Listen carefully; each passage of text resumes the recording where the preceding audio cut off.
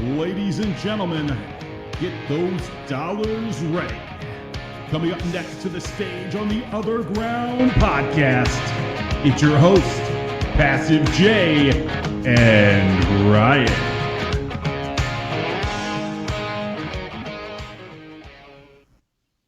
Good afternoon and welcome to yet another edition of the OtherGround Live. I'm Passive J, that's Ryan over there. Say hello, Ryan. Hola, puntos. And my, what an exciting day I'm having. How you doing, Ryan?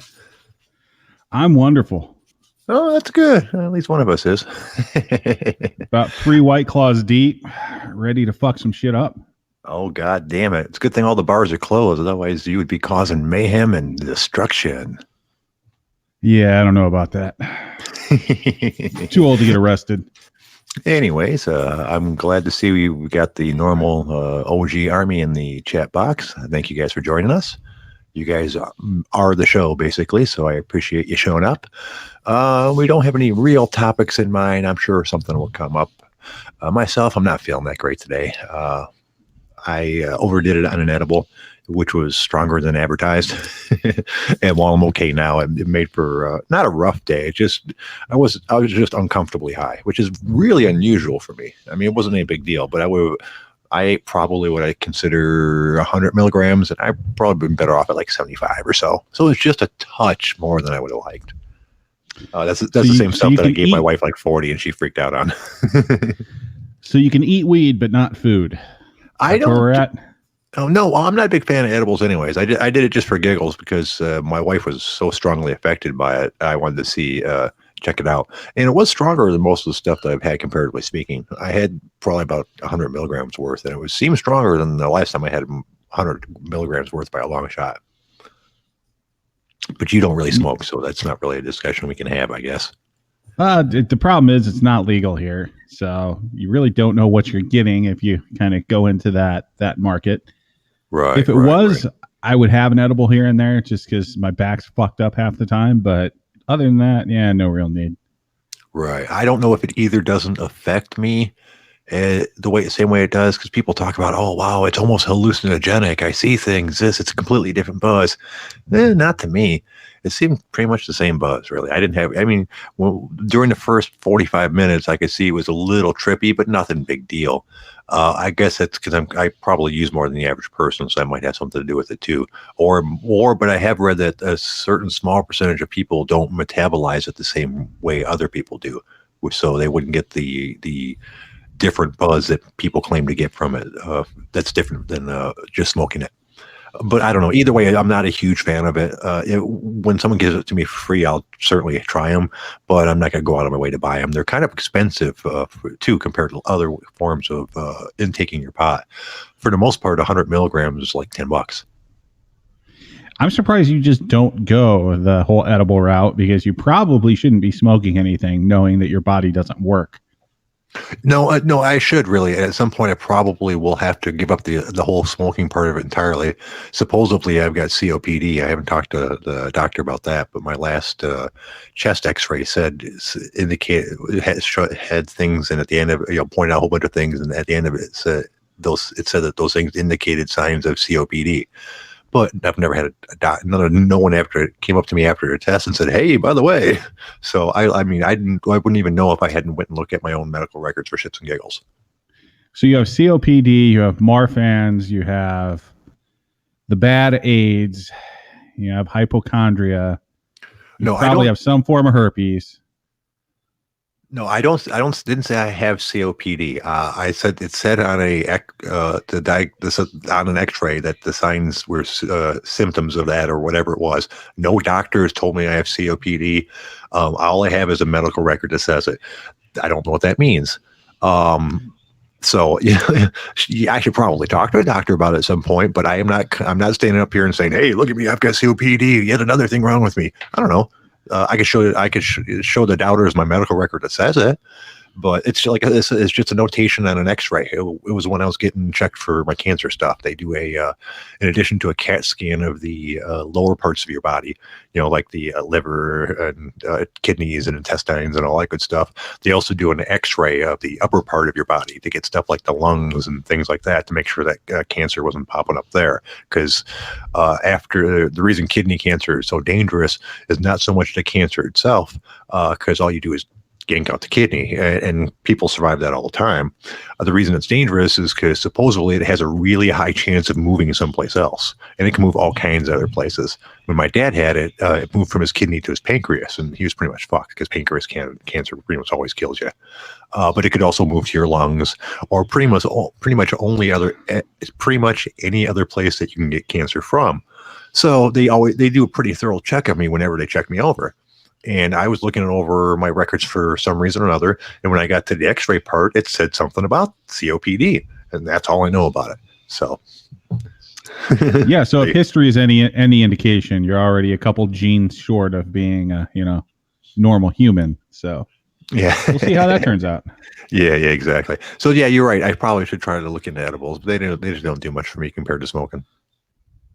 Well, apparently you just need to have the right edible because the one today knocked you on your ass. Yeah, you're right, but I'm not sure. Yeah, I guess that is part of it. It's from the same guy that it's from the one I mentioned yesterday that I gave to my wife. That was too much for her. All right, well, I guess that's all I got to say about that part of it. Also, I'm just not feeling great. Although I did find one thing out, or at least it's an experiment. I mentioned yesterday that my stomach was really ooky. I had a lot of stomach cramps, just stomach pain in general. It wasn't fun, and I wasn't sure why. Today, I took no protein drinks at all, none of the weight gainer. And I also didn't eat any protein bars. And while my stomach's a little queasy feeling, I think from the edible and and just a little angsty from being stressed out, it feels way better than yesterday. I'm not going to take that as gospel because I've had good days on my normal diet where my stomach didn't bother me.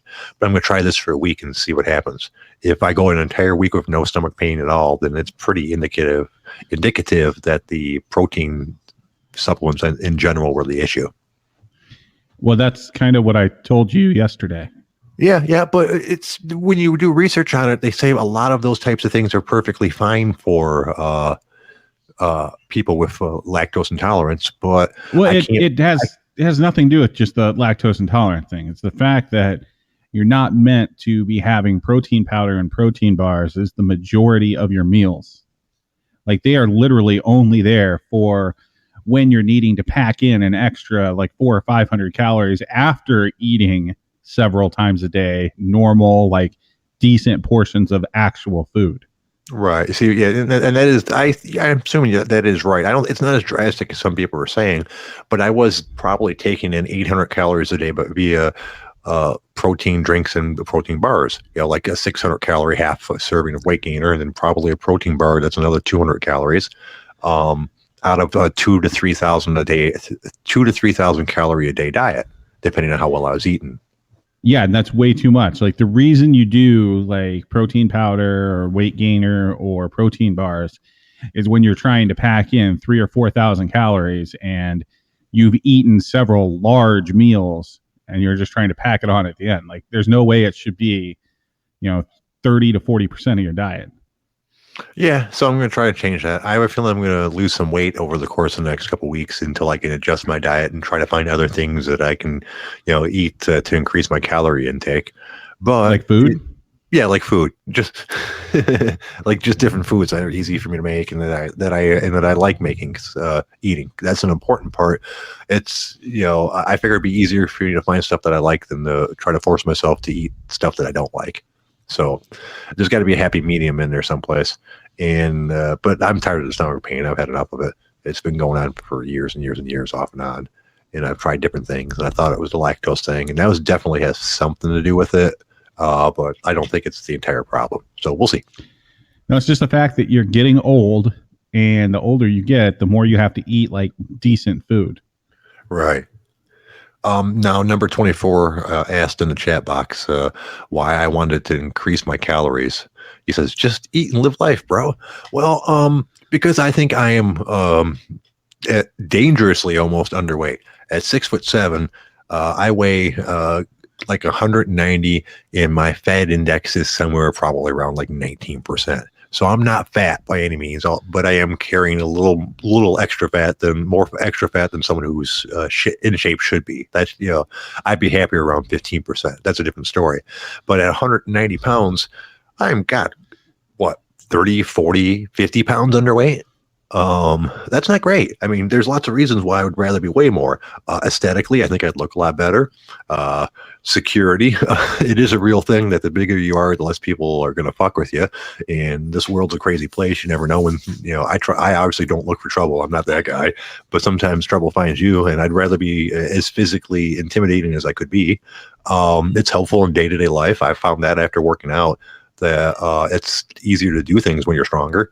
And the more I weigh, the stronger I'm going to get. So my clothes probably fit better. I've noticed anything that fits me height-wise is really, really super baggy on me. So gaining weight would make my clothes fit better and make me look better. That aesthetic thing again. There's all kinds of really good reasons. Once again, medically speaking, if I get really super duper sick, I want to weigh more than I do. I weighed 205 when I got sick with the cancer. And once I was done on the other side of it, the first time I dared to weigh myself, I weighed 167. If I would have weighed like 180, 185 out of shape like I was before I decided to get in shape, that fucking might have killed me right there. So there's tons of reasons to weigh more than I do. That's just a couple.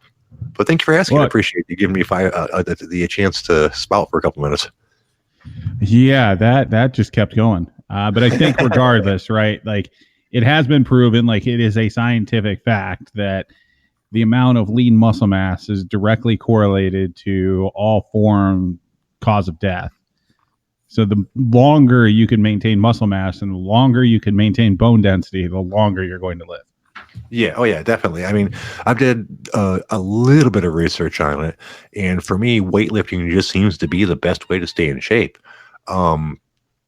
Cardio sucks. Cardio sucks for everybody. And everyone's like, oh, you got to do cardio to stay in shape. And that's not the truth. You can get all kinds of benefits from working, just lifting weights. Now, if you ever have to run from somebody, you're going to wish you had that cardio. But just for like day-to-day life health benefits, lifting weights is good enough. Well, and we've seen you run. It doesn't matter how great your cardio is. Like you probably have about 30 or 40 yards before like your legs just collapse. Oh God, I just really, really hope it's the slow zombies. I am so fucked if it's the fast zombies. My cardio is, even when I was working out, doing yoga 6 or 7 days a week, an hour a day, burning like 1,000 calories a day doing that kind of shit. My cardio was still only okay. It was good, but I don't think I would have been able to run any kind of sustained distance before I kind of just gave up. So it would have to be slow zombies or I'd be dead. Yeah, it's better. It's better for the rest of us because we don't have to outrun the zombies. We just have to outrun you. Well, that's true, but there's only one of me. There's a whole bunch of zombies. That's a temporary solution at best, my friend. Yeah, but there's a lot of super fat people in this country. Yeah, that's. I do know that I won't be the first person to die in this in the zombie apocalypse. I'm sure I won't be the last, but I won't be the first either, man. The competition's going to be pretty easy the first week or two. So earlier you were talking about edibles. Did you hear about the edible issue in Utah? No. What do you speak of, sir? Yeah. So apparently 2 children have been hospitalized after eating a couple of 400 milligram ropes of medicated nerds. Oh my. Yeah, 400 milligrams is more than you're supposed to eat in one setting. It's not even intended for that unless you're some sort of hardcore crazy person. On the other hand, they didn't really need to be hospitalized. Well, it was an 11-year-old and a 5-year-old. So they're probably being safer than sorry there. But yeah, apparently someone messed up when they were doing a donation to a local food bank. This family received, and apparently there's other families out there that probably also received this. But yeah, they received some meal kits from that food bank. And part of it were these nerds ropes that they didn't look at and see contained 400 milligrams of THC. Oh, Jesus. Yeah, that's wrong on so many different levels. Like I said, I will point out that I will reinforce my point that they probably didn't need to be hospitalized. Like you said, better safe than sorry. But on the other hand, my little 11-pound dog a couple months ago ate like 3/4 of a gram of wax. And to give you an idea, I couldn't smoke 3/4 of a gram of wax in one day. I think like the most I've ever done is a little under a half a gram. And that little fucker ate 3/4 of a gram, and the container that was in too. And that was one fucked up dog. We thought she was going to be in it. We thought she was in a coma, except for every once in a while she'd open her eye and just give us just a little slit to check us out, and then go back to like lying on the couch. And that was like that for a day and a half. And my wife was panic stricken. She goes, "Oh my God, our dog's going to die!" And I told her the famous line that in 10,000 years of recorded use, no one's ever died from using marijuana. She just had a really, really bad day, or a really good day, depending on how you look at it. And then the next day she was fine. So those kids are fine. They might have had a good time. I mean, it depends. I don't know. Obviously, you shouldn't give kids stuff like that, but it's not the end of the world. An 11 and a 5-year-old having their first high, having their first edible high, which is a different kind of high. Right. See, the problem being at that age, I don't know if it affects their actual growth and development. Yeah. So that's the biggest issue of that shit. Yeah. If they're in Utah, they're probably Mormons anyway. Like they're not going to have the best intellect. But regardless, like an 11 and a 5-year-old, each tearing down anywhere between like 800 to 1,000 milligrams. Like that's Jesus, that's going to put them on the fucking moon. Oh God! And like I said, I just had 100, and it was a little more than I wanted. And they had 400. For little kids that I probably weigh like 4 times as much. Yeah, they were severely fucked up. I mean, don't get me wrong. The hospital trip was warranted just because they probably needed to be, because at that level they probably I don't know. I don't think they'd have trouble breathing or something. It doesn't affect people that way, but they were probably really scared and fucked up. So I'm assuming so. I wonder if it'll scare them straight if they're going to be the kids that don't do anything from here forward. Yeah, but one thing I will point out, it was an accident. You hear that at fucking Halloween, especially here where it's legal and stuff like that. Oh, you have to be careful. People put edibles and give out edibles and shit, to the kids during Halloween and shit. I'm like, not fucking on purpose, man. Those $400 ropes was what those were. 400 milligrams is about no, I'm sorry, $40. Yeah, those ropes are about $40 each. So yeah, they're not going. No one's going to give away $40 to each and every kid that comes up for candy. Jesus Christ, that's what respectable drug dealer would do that. That's okay, like you're only off by a couple decimal points there. Yeah, sorry. We're good. Sorry. Math is hard. Once again, too many edibles. I'm lucky to be speaking, to be honest with you. It's like my mom when I was growing up. Oh, you don't do drugs. I'm like, don't worry, Mom, I just smoke pot. Oh, you gotta be careful. They put things in that shit. Like, what would they put in it? Oh, like cocaine or angel's dust or things like that, or PCP. I don't know why my mom talks like that, but anyways, I said, Mom, why would they put more expensive drugs into cheaper drugs and then give it to you without telling you what that drug was? So they're going to waste a whole bunch of money on drugs to addict you to drugs that you don't know you're addicted to. I don't see the logic of that, Mom. Yeah, I don't get it. And I especially don't get the Halloween thing. Like the worst people on Halloween are the ones giving you a fucking apple.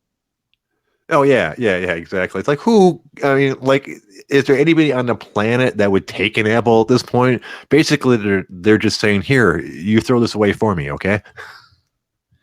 I think that those are just the people that want their houses egged. Yeah, it's funny. I don't know how Halloween works for the kids nowadays, but when I was a kid, houses did develop reputations, from year to year. Like you knew which houses you want to hit, which neighborhoods you want to hit, which people had the good candy, which one were the old people that just gave out like pennies. Who were the Mormons? People gave out pennies?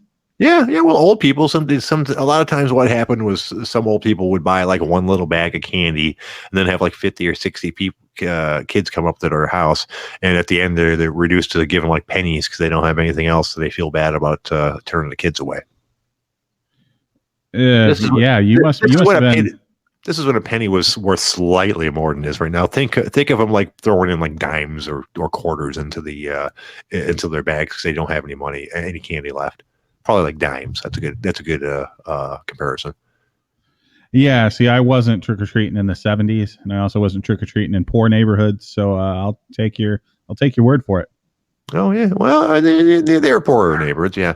And I was trick or treating in the '70s, but mostly it's the '80s. I'm thinking of. That's where the vast majority of my childhood memories come from.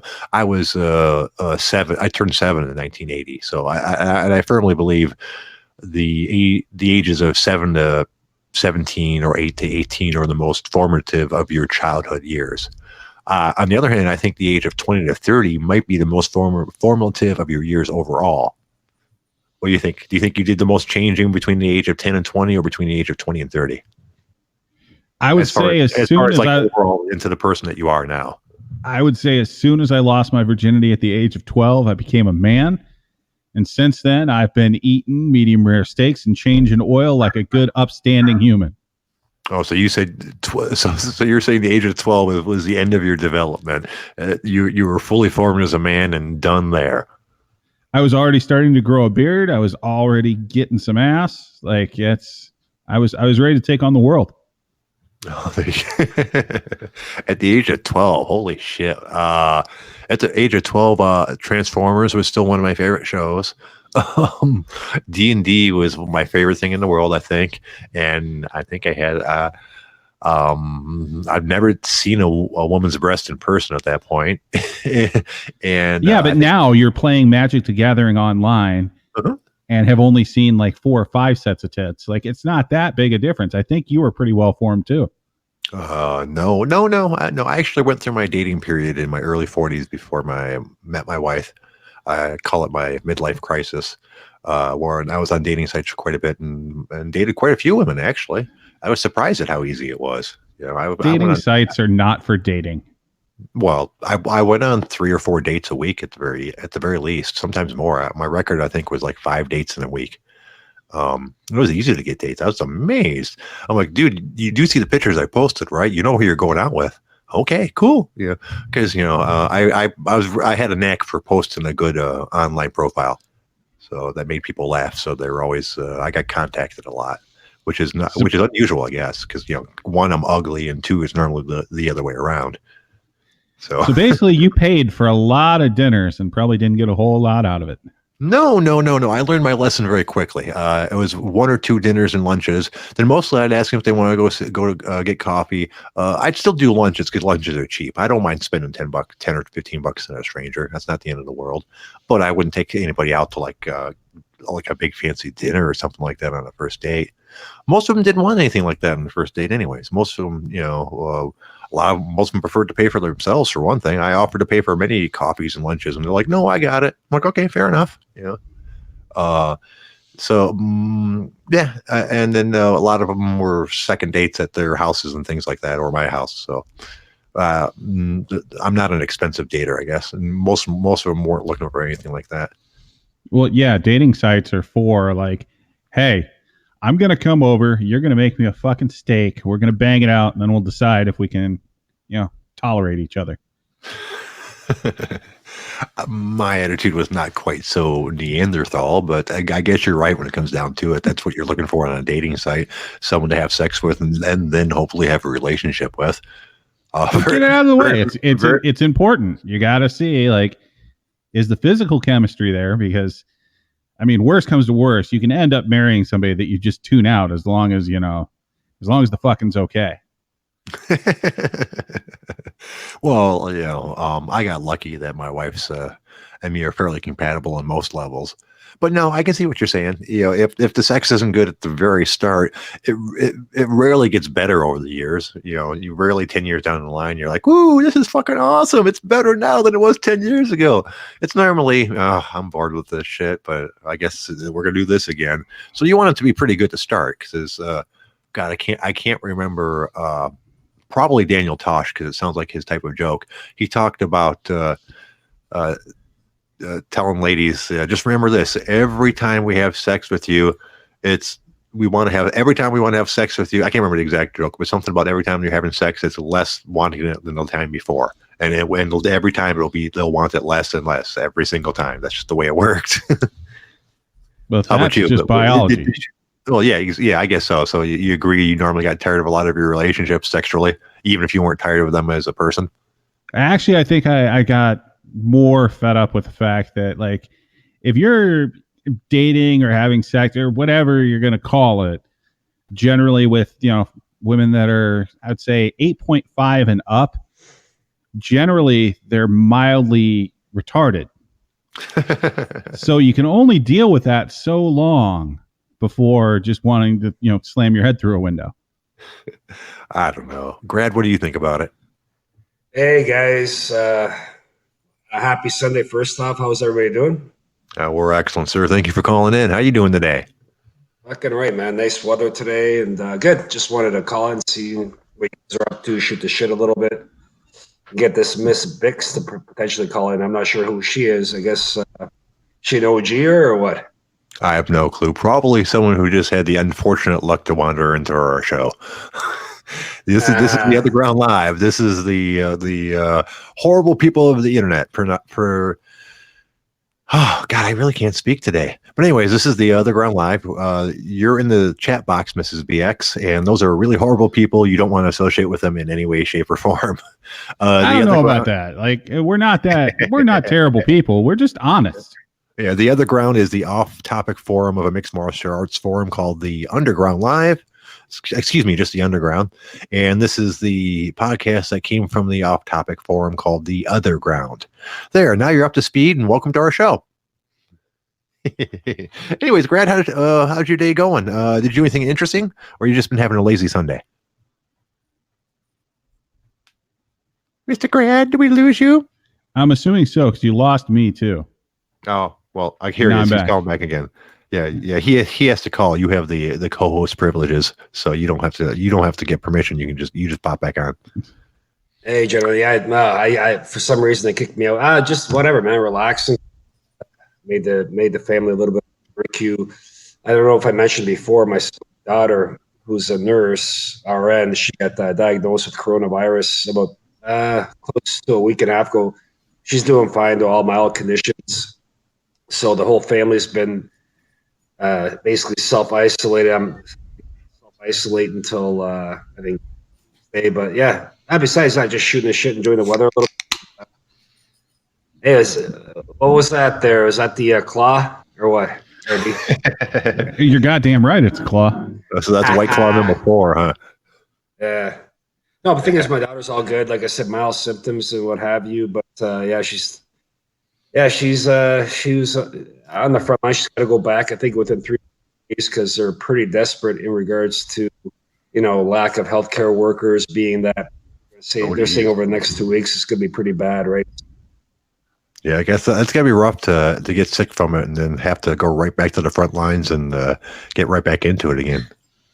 Well, they're doing some crazy things in some of the states here. So I know a couple states that are have gone through, and like anyone that has like any sort of accreditation, like they're a registered nurse or whatever, professional designations they need to keep up, they're like requiring them to come in or they'll lose their license. Wow. I mean, I wonder about the legality of that.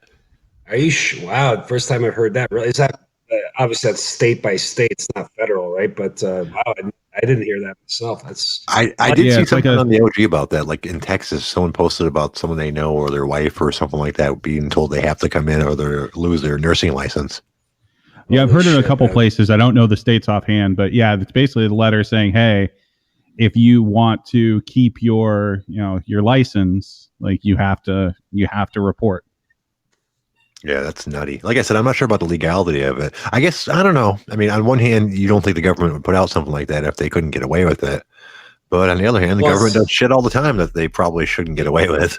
Yeah, but Jay, it's not government, so it's kind of a self-regulated body. Like, for example, I'm an engineer, so I got my PN, like I'm a so nurses as well, what they do is they basically got to write a test after they graduate from a university.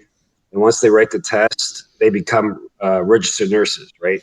Mm-hmm. So it's like a nursing body overseas gives licenses for that. So again, it's not anything in regards to federal, state, or kind of more of a regulated body of a profession. You know what I'm saying? Okay, I see what you're saying. Yeah, that makes sense. Yeah. Okay. Well, not to change the subject. Tanner's asking me how deep I am on the edibles right now. Not very deep. I ate it at like 12 or 1 o'clock, so it's pretty much over now. I'm just feeling tired and just slightly queasy. Um, but no, I'm other than that, I'm fine. Yeah, Grad, you're cutting in and out a little bit, bro. You don't Am I sound really horrible. okay? You don't sound horrible, but you've sounded better. Not to be judgy. Okay. Now, how do I sound now? Yeah, you sound fine. You just cut out a little bit in parts. I don't think there's anything you can do about it per se. But we Hey, just no wanted to worries. give you shit about it because we're horrible people. And if we can make someone else feel bad, well, hey, that makes our day better. Yeah. Well, so let's brighten it up a little bit. Let's talk about something a little bit better than that. Let's see here. Let's do a little mini interview on you, sir. What's a hobby of yours? Oh, geez, hobby. So my son trained judo for a few years. That was kind of my hobby. But I fucked up my shoulder and my back. I'm a tall guy. I'm about 6'4", and judo's not really a martial art for tall people. I did it more so kind of a bonding thing for my son. So hobby over the last few years is go to the gym with him 2 to 3 times a week. Just trying to stay physical. Because I'm assuming my job is very similar to Ryan's to the extent that's a job where I sit behind a desk. So outside of work, I try to do stuff to kind of keep myself obviously preoccupied and all that shit. Yeah. Right on. And I know Ryan, for example, does lifting weights and drinking White Claws is his hobby.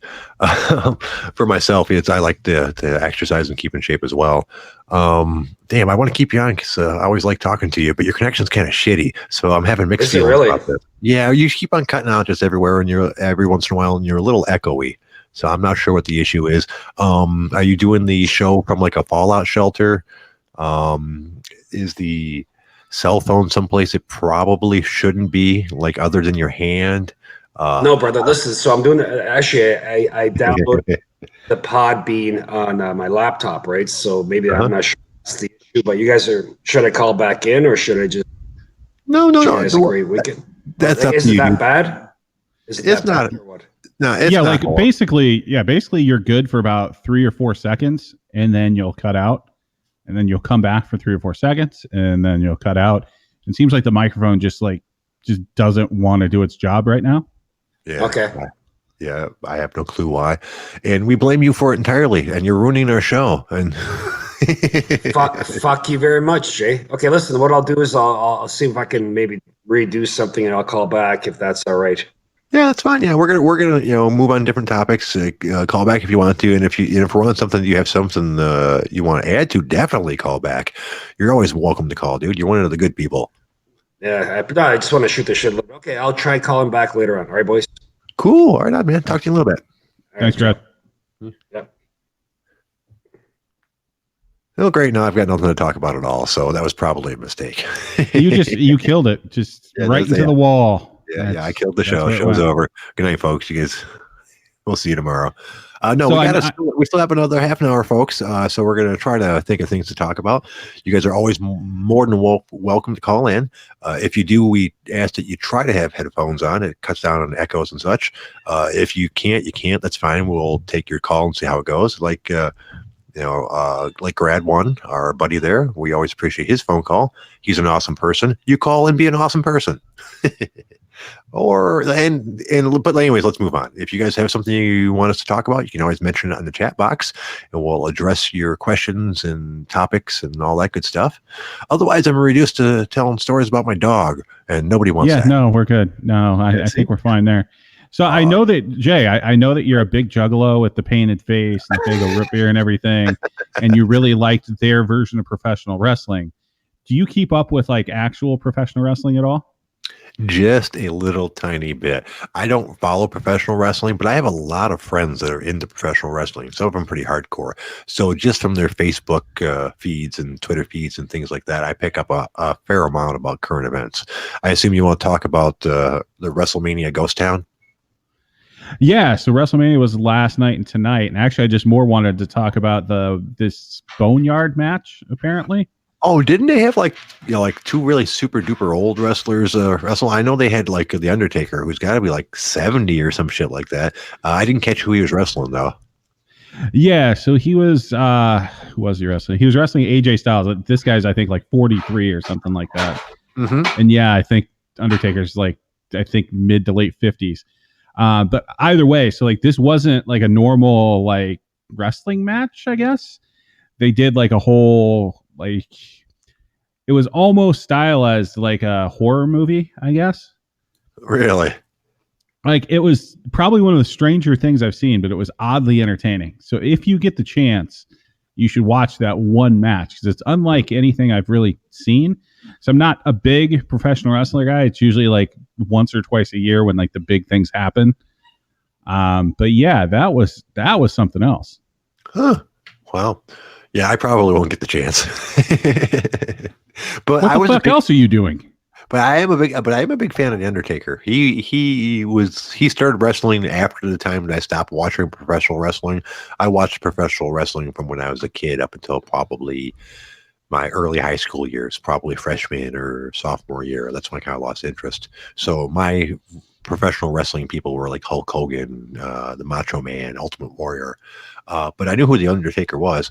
I was actually kind of a fan of him because at one point when he was doing, he's had about a bazillion different looks over the years. But at one point he was doing like the biker, with like the do-rag and the cut off denim jacket and riding in on a motorcycle and shit. And I like that one quite a bit because he looked like my dad.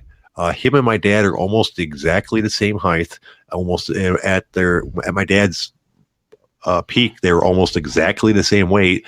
And yeah, my dad was actually a biker in a motorcycle gang at one point. So when I saw that dude up there, I was like, holy fuck, deja vu, dude. That looks like my fucking dad. Facially, not at all, but just like size and look, So basically, you completely lost the genetic lottery. Yeah, kind of. Yeah, I take after my mom quite a bit, I believe. My brother takes after, despite the fact being that he's shorter than me. My brother takes after my dad quite a bit more, I think. I don't know. I'm not sure if you take after your dad or your mom. I think you probably take a little bit more after the birth control. Oh, that's just mean. I thought we agreed you weren't being mean to me anymore. What do you think, Toilet Clogger? Was that mean? This is Randy Macho Man Savage's cousin Rudy Savage. Yeah. Oh, yeah. Snap into it. That beefy, juicy taste. Dig it. Oh, get over here. Rises to the top. Yeah. Oh, you're mine. Mine for 3 minutes of playtime. Dig it. I can't do it too long. It makes my voice hurt. Oh, my. This just took a horrible turn into slabs of get over here. Phallic meat. I always thought I could do a decent Macho Man, but who knows? Maybe not. Yeah. I think anyone can as long as they're willing to sacrifice their throat. Yeah. I think so. I think you're right. That's one of the things I always wanted to do that I was never good at. I always thought people who could do impersonations were cool. It's it's just a talent I'd love to have. That there's a gentleman named Ralph Garman. He doesn't even have a ton of good impersonations, but since he's a funny guy and has like 5 or 6 good ones, and probably about 20 of them that aren't good, but he makes them funny, so they're good. And I'm a big fan of his. He does LA radio, although I think he got fired at one point. And like a podcast with Kevin Smith, and it was always entertaining him to listen to him do his various voices. Not much of a career in doing just that, though. I think there's only like 4 people in the entire world that's ever had a career doing just impersonations. It's what, Frank Caliendo, and that's it? Oh, well, Frank Caliendo, there's the really famous guy. What was his name? He did a really good Howard Cosell. This is Howard Cosell. Old school guy. We're talking from like the 70s and 80s. He was really, really big at it. No, not Billy Crystal. Someone said Billy Crystal. But no, I can't remember. But there he is, Rich Little. Thank you, number 24. That guy was like probably the master. Frank Caliendo's. Well, really he good. had to do something as far as humor goes, because anyone who standardized test reads Little Rich You know he's getting beat up as a kid. Yeah, he had developed some sort of talent. Otherwise, he was going to be fucked. Yeah, little Dick got beat up in the lunch line quite a bit. Yeah. Why would you do that to your son? Let's call him Little Dick. Well, no. Let's hide it a little bit. We'll call him Rich. Like, why don't people think of that? Like, who would actually name their kid something that's for sure going to get them beat up? And I see why. Hold on a second. I need to get a drink of water. I'm parched. I feel like I've been wandering the desert for ages and ages. You are so goddamn unprofessional. But I'm hydrated. But no, I would drink during a podcast. Oh.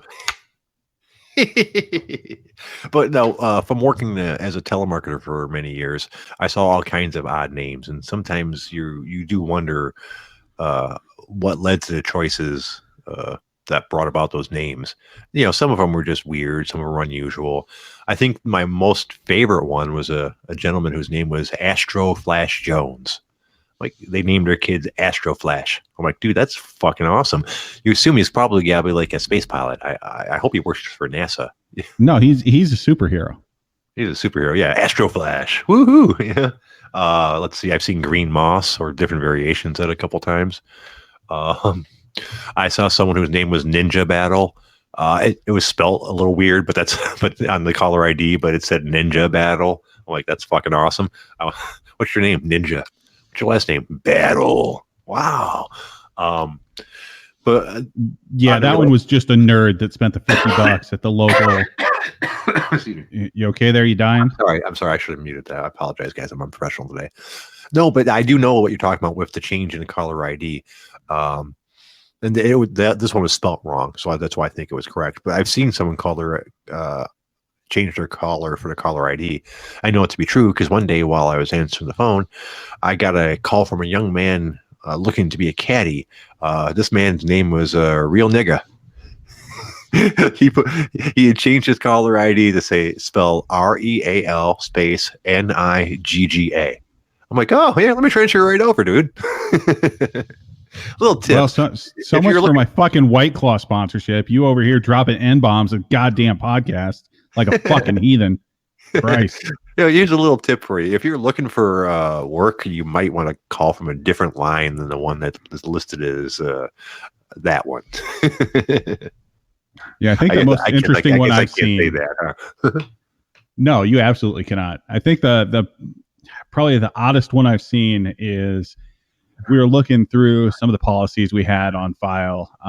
This is probably like a decade ago when I was just kind of getting in insurance. And we wrote an insurance policy for an Asian man named Lee Ki Dong. Oh, that's just unfortunate, isn't it? That's fucking mean. Yep. I was looking at the chat box to complain about how boring our show is. You knew what you're getting into when you started listening to this show. We are boring. We occasionally have an interesting guest on, but we ourselves are like, bland white paint. We're not offensive. We're not interesting. We're just kind of there. Just we are the co-host that you don't have to repaint with in 6 months when someone else moves in. So where's the guy that was supposed to call in about, your fun of the day? My fun. Oh, hold on a second. Let me consider that while I drink some more water. Man, I have. But yeah, I was fully expecting this Mac Neiman or the other burner account guy to call in. Right. And, confront you before, getting the OG to pay for a lawyer to look into your situation. Okay, and this is why I did the show today. Thank you for bringing this up. I wasn't feeling well, and I was kind of depressed. I was kind of annoyed with people being mean to me, and I wasn't going to do the show today.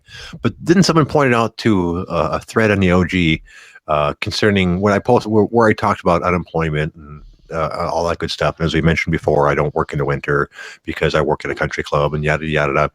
And this gentleman had decided that he wanted to make a new screen name first off, because he didn't dare do this with his actual screen name, and try to convince the OG to start a GoFundMe to hire a lawyer to investigate me, because he was convinced that I was committing unemployment fraud, and he was going to get to the bottom of this.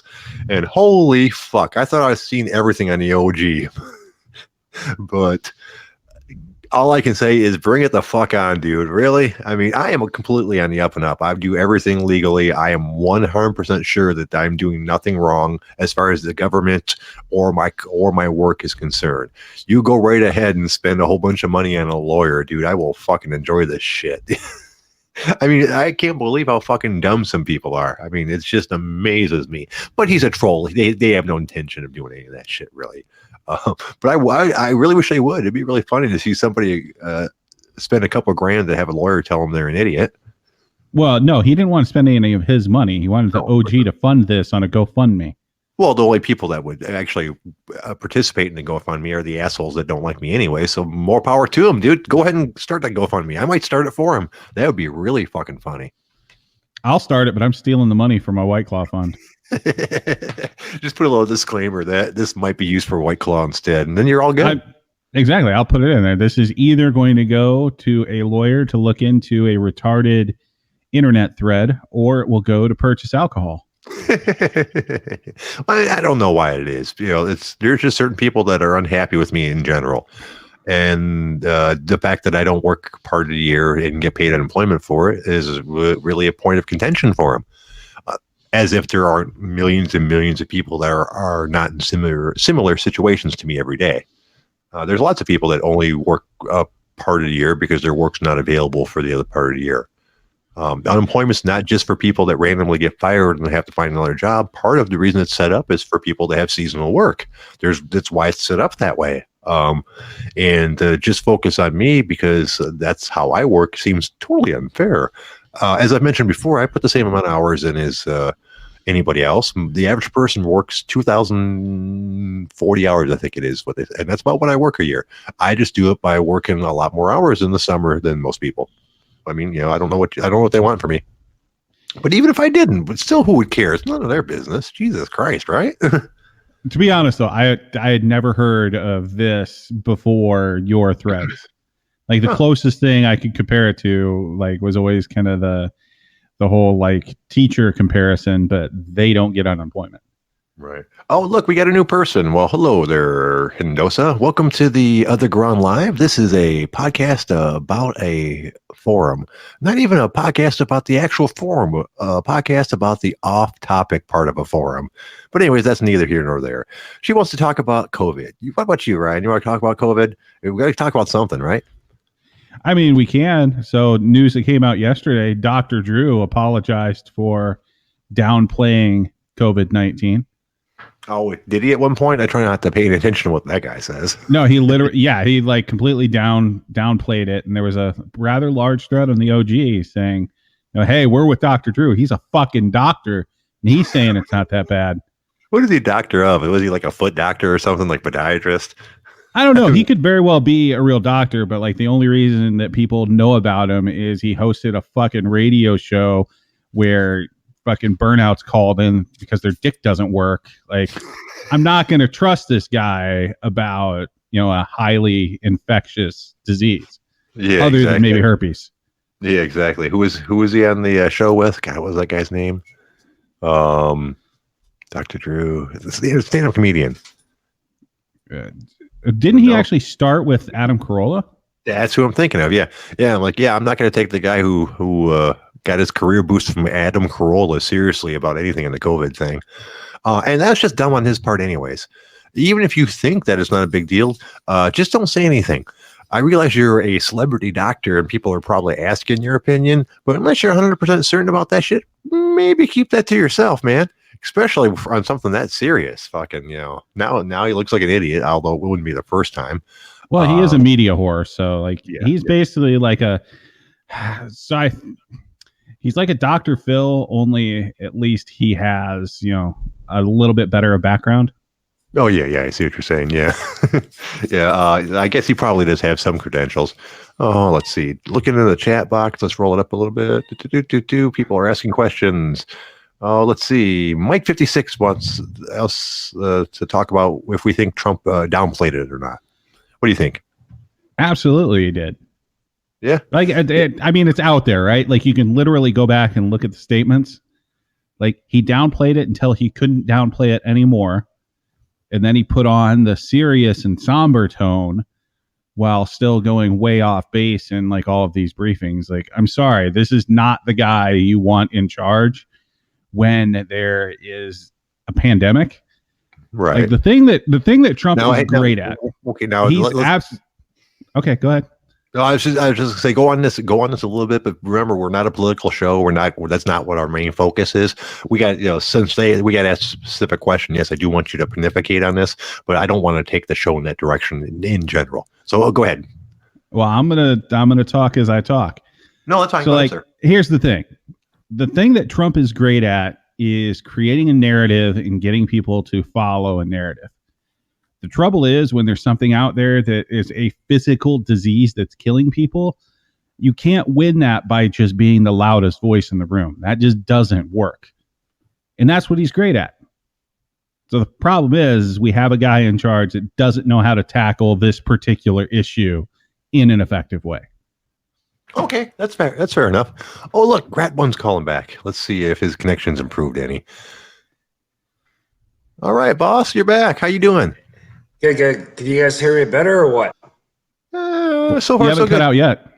Yeah. All right. Listen, Ryan, the reason I called is because I'm going to call you out. I'm a Canadian, right? And I believe Trump is approaching this with, again, everything changes on a daily basis, right? But I think overall, he's approaching this as best as he can in regards to the people he has under him, this and that. And dude, man, again, nobody expected this to be where it's at. So I'm assuming you're not a Trump per se, are you? Or no, and by saying that no one predicted or knew where this was going to be is completely wrong. Like the people that are the experts in this field, if you followed like the statements that they've put out since January and even like early in the process, everyone was projecting that this was going to be a pretty big deal and we need to be very wary of it to start out with. And then you have Trump again, though, right? The infectious disease community. Okay. Like WHO. all of the people. So the WHO, the experts that we have here in the States, like everyone predicted and modeled this thing to take a trajectory that it basically took, unless you take basically like the South Korea approach. Okay. Do you know what the South Korea approach was, though, right? Absolutely. Okay, so basically, people there had no choice but to be tested, and that would not fly in the States. I know that for a fact. Even in Canada, we're more socialist here, social democratic.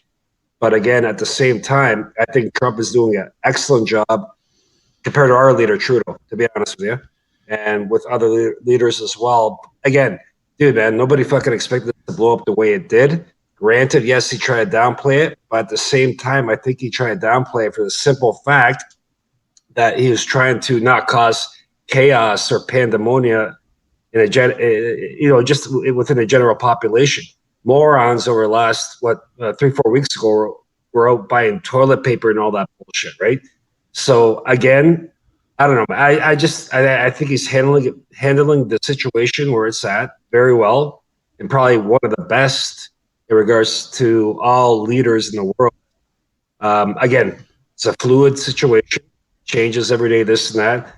But I believe that he does listen to that, are telling him what to do, what not to do. Yes, he goes off on tangents, but I think I give him a solid A-, B+, to be honest with you. Wow, that's surprising me to hear support for Trump outside of America, really. I thought universally outside of the United States, he was not very well thought of. Dude, I love the guy. You guys know who Trudeau is? Oh, yeah. I don't follow much politics, but I know who the world leaders are and such. So as a Canadian, hands down, I'd have Trump over Trudeau any day of the week. Again, Trump is eccentric, this and that, but at the same time, what he's done, again, the positives for me are far better than the negatives in regards to his leadership. So I don't know. You see, and that's the thing. I'll admit the things that he is good at. This is not what he is good at. Yeah, but Trump and science don't go together at all, and it hasn't gone well here. And we're running into this right now. Like we just had Kentucky have the federal government outbid them on medical supplies.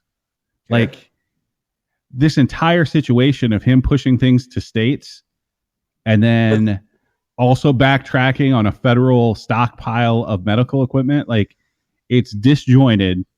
And for a pandemic, again, like his style of leadership doesn't work. I think can I counter that if you don't mind? Absolutely. All right.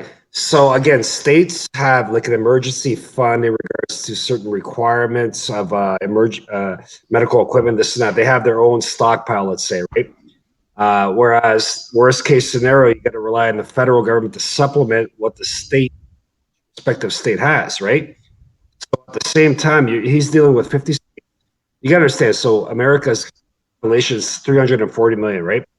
If you look at that as a comparative analysis to, let's say, the EU, 5% of the EU. The numbers, I remember we're discussing this in a thread.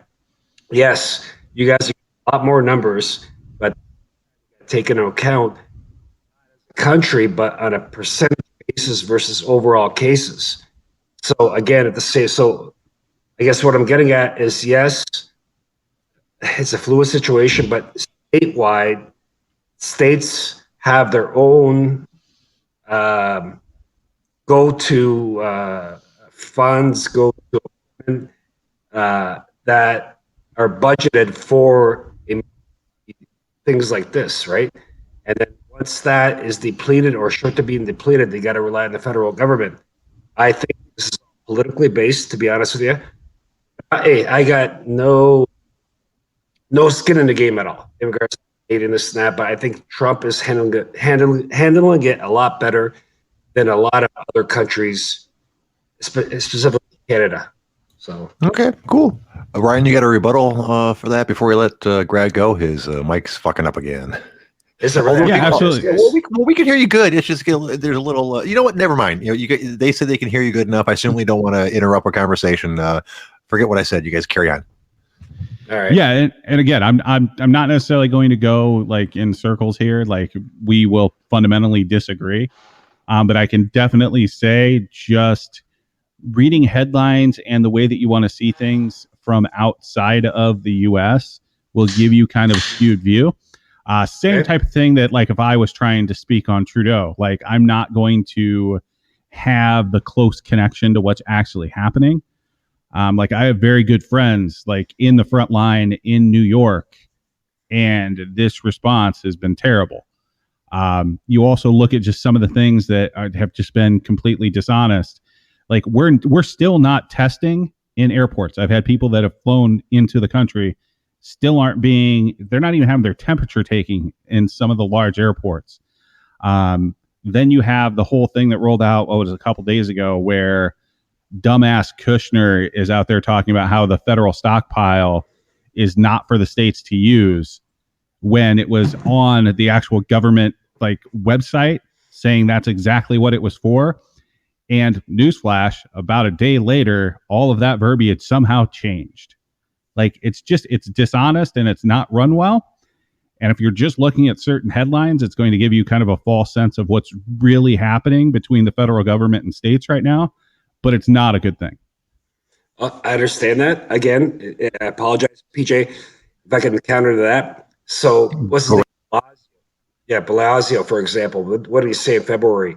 People should go out, this and that, right? He's the mayor of New York, okay? So again, the information at that time was not known because nobody knew what we're dealing with, right?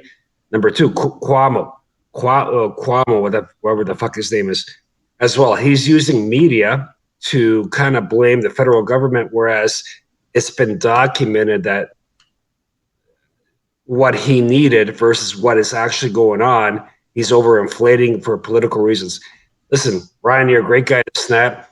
In regards to, again, granted, yes, I'm an outsider looking in, but I do a lot of research, and I think overall Trump is handling it very well. So I don't know.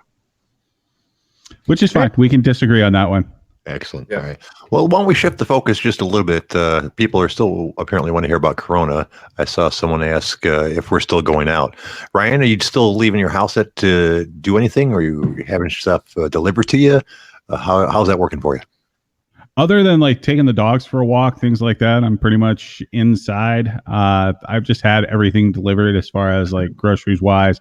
Again, I was pretty well set up and stockpiled anyway.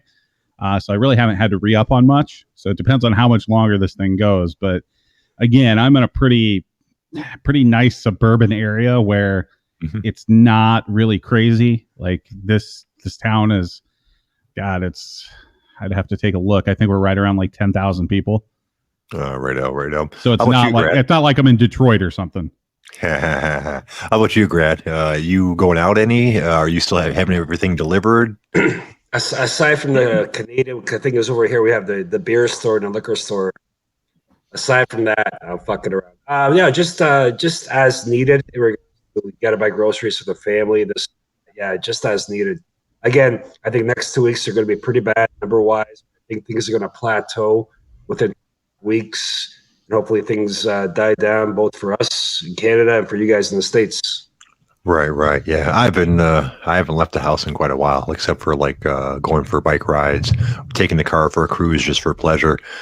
We've been having stuff delivered as well. I would be willing to risk it and go to the store to get the stuff that we need, but my wife is not hearing anything about it. She's like, "You're at risk." I'm like, "Well, whatever." So, but just to make her happy, we've gotten everything delivered. We haven't left the house for anything except for exercise. And it's getting really boring, but what the hell, it's what you're supposed to do. And, it's not like it's the end of the world. Hey, can I make a quick request if you guys don't mind? Sure. Go ahead. Hey, Tenor, I see you posting, buddy. Can you call in or what, man? He's a New Yorker. Oh yeah. Yeah. We were talking about that the other day. Yeah. He's more upstate though. So he's away from like the apocalypse. Like if you want to think about New York, right? Like there's upstate, which is nice. And then there's New York City that's a shithole, but is like a majority of the state. Huh. I think as you Ryan, so you're from New England type thing? Like what area that area are you from? I'm in Connecticut, so I'm right in between Mass and New York. Nice. Wow. People actually live in Connecticut? I just thought it was like a movie set. It's where it's where all the movies are set, is Connecticut. Whenever you got that nice upper middle class family, that's where they're always from. I didn't know there was actually people living there. There's a lot of really rich people like down in part of the state. And then there's also a shithole. Like Aaron Hernandez was from here and he killed a bunch of people. Oh, well, there's bad areas of every state. Let's be realistic. As far as I know, I haven't been to all of them. Some of them might not have enough people in them to have a bad spot, really. Yeah, most of the bad spots here are the spots that are connected by train to New York City. Right. Like, is there a bad spot of Montana, for example? Like, I'm sure there is. There's probably some like fucked up, like cannibal, incesty, that's families in Montana. When I say a bad spot, that's not what I mean. We all know like that Flint's not a great city. Is there like a Flint in Montana, or is there just like not enough people to support that kind of shit? Well, there's only like 4 towns in Montana, so I'm sure one is the shithole. Oh, one always has to be the shithole, huh? Yeah, that's how it is. That's how it is in my area. It's a very affluent county that I live in, but it has one really shitty city right in the middle of it, Pontiac, which like brings down the average for the entire county. So PJ, you're saying you're from the Pontiac? Is that where you live, by Pontiac, Michigan, or? Yeah, quite a bit. I live in between Pontiac and Detroit, but probably closer to Pontiac, in the Detroit suburbs. I grew up hanging out in that area. Pontiac's not a great city. It has parts that's not bad, but it's one of those cities in Michigan that had its heart ripped out by the auto company moving out and never really recovered. The thing is, I used to work at GM. It has their World Engineering Powertrain building right off of Martin Luther King, M59 and Martin Luther King. I used to work there. Oh shit! Yeah. Long story short, I take the Martin Luther King Road off of M59, and just, dude, some areas I know for a fact I would not want to be in where my car broke down, let's say at nighttime and that, right? So, yeah. Oh yeah, I know exactly what you're talking about. I've almost gotten into a fight at the White Castle you passed all the time. Fuck off. No Yeah, way. no, it's true. Yeah, it's true. Yeah. It's right by, there's a CVS pharmacy, I think, around there or close to that. I know exactly what you're talking about. Wow. Yeah. Oh, well, Martin Luther King. Yeah, that's Chris Rock makes a joke about that, and it's entirely accurate as far as I can tell. He says, "I don't care what city you live in. If you're on Martin Luther King Boulevard, you're in the shit." Yeah. It's and there's a Martin Luther King Boulevard in Pontiac, Detroit, and Flint, and all three of them are fucked up. So I guess he's right. So any fucks gonna call in or what? Let's fucking end the show in a positive, laughable level. No? Yeah. No, okay. We can end it shitty like this too. That's all right. We are creeping up on the end. Yeah, well, before we go, I want to remind you guys that we are going to have Serena, the Southpaw Outlaw, on Wednesday at 6. She's a professional MMA fighter for Invicta, the first female professional MMA fighter with autism, and an all-around awesome person. So she'll be stopping in on 6. So if you have any questions you want to ask her, get them ready. We're gonna be back on tomorrow at 6 o'clock. I have no clue why we do this show every fucking day. I don't really have anything to talk about, but here we go. Here we are anyways. Grad, you anything you want to tell us before you go? No, again, Ryan, with you, I respect your political leanings or whatever, but yeah, man, fucking you guy, this, that. I somewhat lean conservative, whereas you, I'm assuming more liberal or what have you, but yeah, man. Hey, it's fucking good to shoot the shit like this and just, whatever, man. Fuck. Right on. Yeah, no kidding, man. On a civilized level, being able to have some civil discourse. So, yeah, I'll debate anyone. Yeah, I'll debate anyone anytime about roughly anything, and I will only call you a fucktard if you cross the line into being a fucktard. But exactly. To go to your point, I would say on some social things, I am more liberal, but as far as like what I've actually supported over the years, so in presidential elections, I voted for Bush, so Republican, Obama twice, which was Democrat, and then I had to go third party because both Trump and Clinton were pieces of shit. Right. Anyways, listen, brother, God bless you. I like the little debate we had, and you guys have a good night. I'll try to call him back tomorrow. Excellent. Looking forward to it, Grad. You have a great night. All right. Ciao. All right. Ryan, before we get out of here, maybe you might want to drop that phone number in case someone had something they wanted to tell me. Now you're going to have to give me a minute because I don't remember this with fucking number. That's right. Ryan okay, sir, you do it. Yeah, so other than Tab, we've only had one voicemail come in, and it was like 8 seconds long, so it's a waste of fucking time. Like, you goddamn knuckle draggers, you might want to like write this out and read it because you're not very good at just coming up, with things off the top of your head. So if you want to talk shit to Jay or you want to talk shit to me, feel free. Give us a call at 860-801-7739. What's that number again? Fuck you. I don't read things twice. So if you want to talk to us, but you don't want to be live, which I can understand, not everybody sounds fabulous like I do. You can leave us a voicemail and tell us what you think. And speaking of what you think, I think it's done. I think we're done. Are you done, Ryan? I think you've been done for about 37 minutes. You got that right. All right. Well, once again, this is the OG Live. We'll see you tomorrow night at 6 o'clock. Say goodbye, Ryan.